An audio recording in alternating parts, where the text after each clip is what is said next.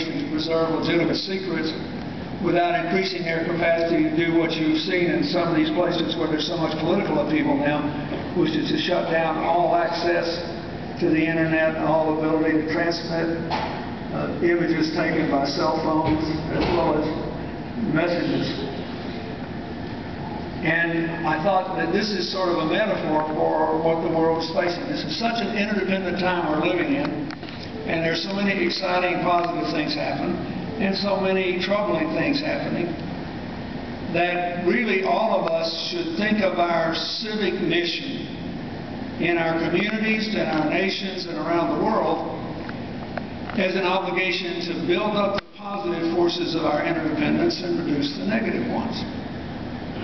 Frank and I are going to have Q&A, and we'll be talking about some topics, but I want you to think about that. My basic belief is that every person needs a framework through which to view all these things that are happening in the world so that they make some sense.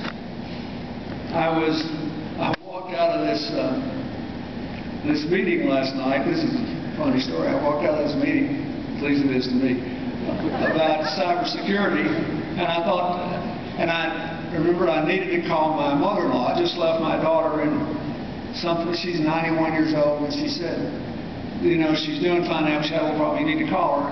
So I called home, and the Secretary of State answered the phone, and I said, I want to talk to your mother.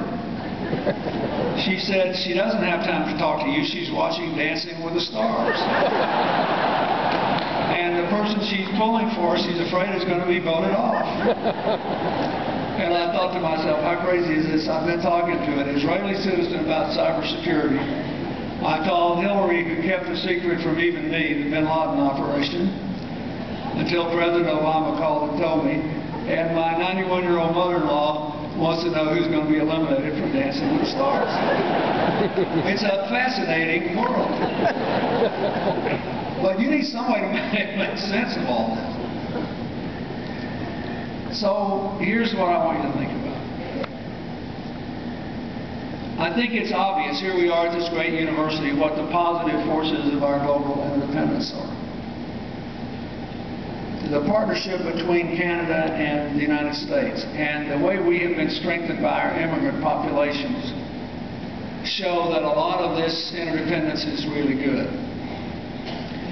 But the fundamental characteristic of interdependence is that borders tend to look more like nets than walls, and that what we do in one place affects people in other places, maybe a few miles away, maybe half a world away.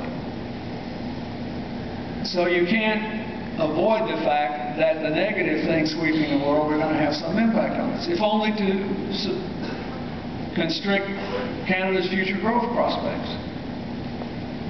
The world is too unequal, first of all, between and among countries. I spent an enormous amount of time working on that. Working on the fact that half the world's people are living on less than $2 a day, and